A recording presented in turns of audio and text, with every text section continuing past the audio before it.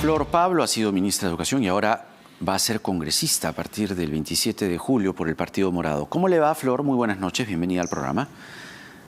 Jaime, ¿cómo estás? Muy buenas noches. Pues aquí en caliente con lo que acabamos de enterarnos, el gobierno del señor Sagasti le ha dicho a la señora Fujimori que no va a pedir una auditoría internacional a la OEA, que no le corresponde, porque rompería así, en términos de la carta del ministro de Justicia, la neutralidad electoral que le exige las leyes y que le exige la Constitución. ¿Para usted el asunto quedaría allí o más bien usted advertiría situaciones un poco más, como dicen algunos, confrontacionales, incluso tratando de cruzar fronteras que van más allá de la ley? ¿Qué le ha parecido esta respuesta del gobierno? Bueno, creo que la respuesta del gobierno es los que creemos en la democracia y los que nos declaramos demócratas esperábamos. En realidad lo que corresponde es que el organismo electoral, el Jurado Nacional de Elecciones, haga la proclamación cuanto antes y realmente la actitud antidemocrática y penosa de la señora Keiko Fujimori lo que hace es polarizar más esta situación y no pasar a una siguiente etapa, que es pensar en la gobernabilidad de nuestro país, ¿no? Es lamentable realmente que todo este tiempo se esté dedicando a buscar uno y otro argumento para cuestionar la legalidad, la legitimidad del proceso electoral que ha sido reconocido por los organismos internacionales. No hay, por eso están ya llamando, hicieron diferentes llamados a buscar pruebas y no lo encuentran, porque no hay.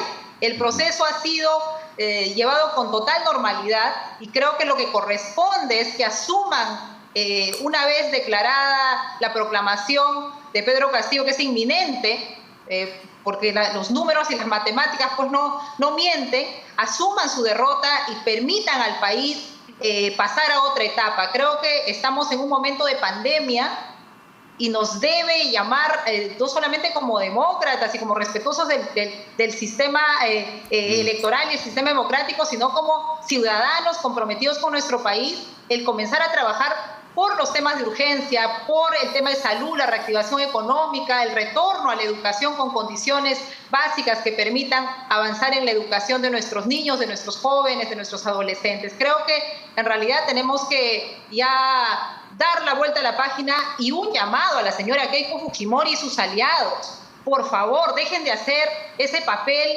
lamentable y debilitar tanto la credibilidad y la confianza en los organismos electorales que han hecho un trabajo excelente. Los que hemos sido elegidos como congresistas venimos de un proceso electoral de primera vuelta llevado y conducido por los mismos organismos electorales. Y creo que ya hay que dejar la pataleta, hay que dejar este afán obstruccionista.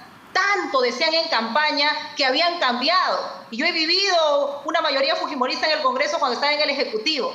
Y realmente ese papel espero que no lo vuelvan a desempeñar en esta nueva etapa. Pero en el tuit la señora Fujimori, en un extracto que voy a citar, dice: su respuesta, refiriéndose a la respuesta del gobierno y del señor Sagasti, nos demuestra que prefiere quedar registrado como un presidente por accidente. A pesar de esta gran decepción, nuestra lucha no se detiene. ¿Cómo interpreta usted esas palabras? Bueno, lo que creo que ella está quedando como una antidemocrática y una mala perdedora. ¿Y eso qué le dice a usted o qué advertiría usted en la dinámica ejecutivo-legislativo en el Congreso que usted va a ocupar desde el 27 de julio? Lo que te comentaba antes, Jaime, que ya con este afán de no reconocer los resultados y de seguir buscando otros mecanismos en lugar de hacer un llamado a que la proclamación se dé cuanto antes, en realidad lo que está es generando las condiciones como las que ya tuvimos antes. Afortunadamente en este caso no hay una mayoría fujimorista, pero sí es un riesgo que el fujimorismo y sus aliados generen nuevamente las condiciones para ser obstruccionistas, para no colaborar en una gestión gubernamental que la necesitamos con urgencia. Necesitamos que el país avance, que el país pueda reactivar su economía, poder seguir con la ruta de la vacunación. En fin, hay una serie de prioridades y la verdad, este tipo de comportamientos lo que nos hacen es polarizar más. Yo creo que ahorita yo escuchaba muy bien al colega, al congresista de Renovación Popular, Héctor Valer, y de acuerdo, o sea, podemos tener y estar en esferas ideológicas, políticas distintas, pero planteando igual un reconocimiento ya a los resultados. Tenemos que construir una agenda mínima, tenemos que pasar a pensar en una mesa directiva multipartidaria y creo que ya tenemos que pasar a un siguiente momento. Yo espero que cuanto antes el jurado, en los plazos que por supuesto están establecidos en la ley, pueda hacer la proclamación y pedirle al Fujimorismo, a la señora Keiko Fujimori y a sus aliados que piensen en el país. ¿Qué advierte usted, por cierto? Al comenzar el programa dialogábamos con el magistrado Eloy Espinosa Saldaña respecto a la elección inminente, según el Congreso actual, de los 6 magistrados del Tribunal Constitucional y entender de un grueso sector de, sobre todo, opinólogos y gente enterada de la cuestión, podría advertir de bombas de tiempo que podrían dejarse con esta elección al nuevo gobierno.